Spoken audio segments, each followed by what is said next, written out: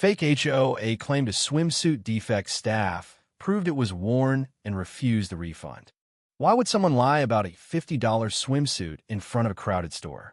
The question hung heavy in the air at Coastal Threads, a quaint beachside boutique known for its vibrant swimwear and loyal clientele. Karen stormed in that humid July afternoon, her heels clicking like gunfire on the hardwood floor. In her hand, a crumpled turquoise swimsuit dangled like a trophy of war.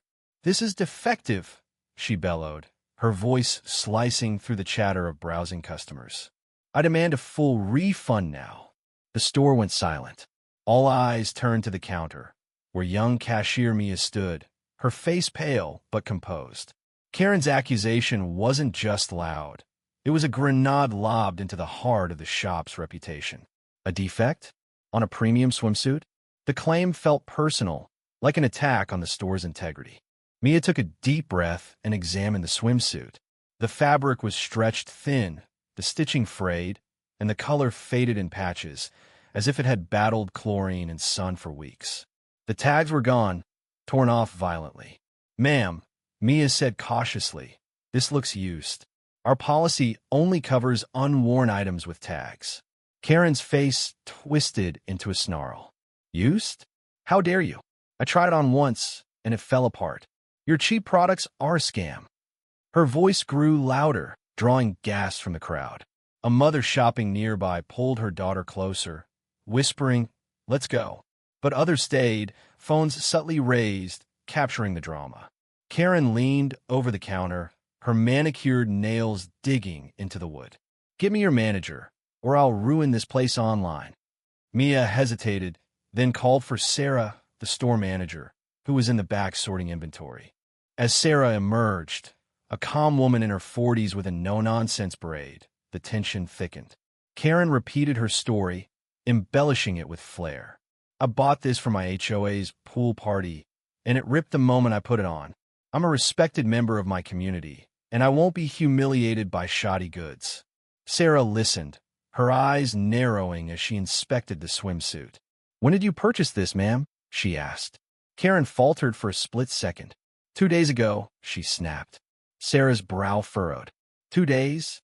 This fading takes weeks of wear. Karen doubled down, her voice shrill. "Are you calling me a liar? I'll sue this dump." The crowd murmured, some nodding with Karen, others siding with Sarah's quiet skepticism. The standoff was electric, a clash of entitlement versus evidence. Then came the twist no one saw coming. A timid voice piped up from the crowd. "I know her." All heads turned to a petite woman in a sundress, clutching a shopping bag. It was Lisa, a part-time lifeguard who worked at the HOA pool Karen mentioned. Lisa stepped forward, her cheeks flushed. "I saw Karen wearing that exact swimsuit at our pool party last month. She was there every weekend, showing it off." The revelation hit like a tidal wave.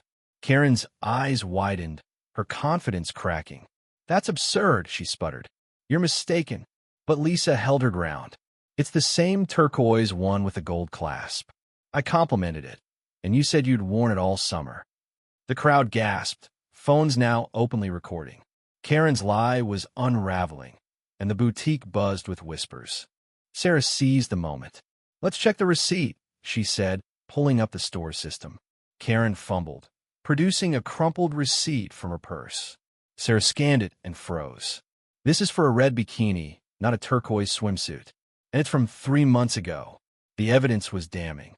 Karen's face reddened, but she swung back with venom. "This is a setup. You're all ganging up on me." She grabbed the swimsuit, shoving it towards Sarah.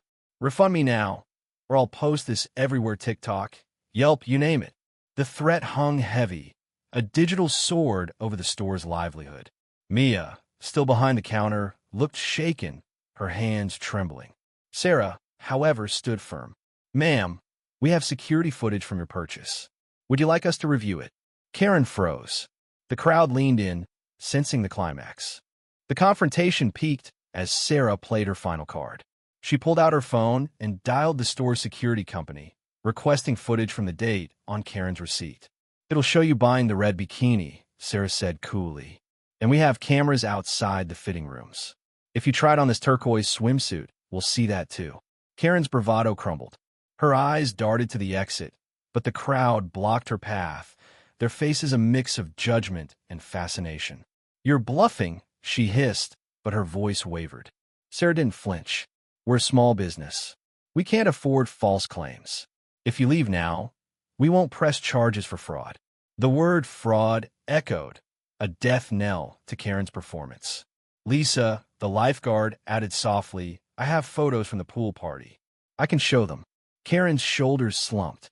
She was cornered, her lie exposed in brutal clarity. The collapse was swift. Karen snatched her purse, muttering curses, and pushed through the crowd. You'll regret this, she spat, but her voice lacked conviction. The swimsuit lay abandoned on the counter, a tattered symbol of her defeat. As the door slammed behind her, the store exhaled. Customers clapped, some cheering for Sarah and Mia.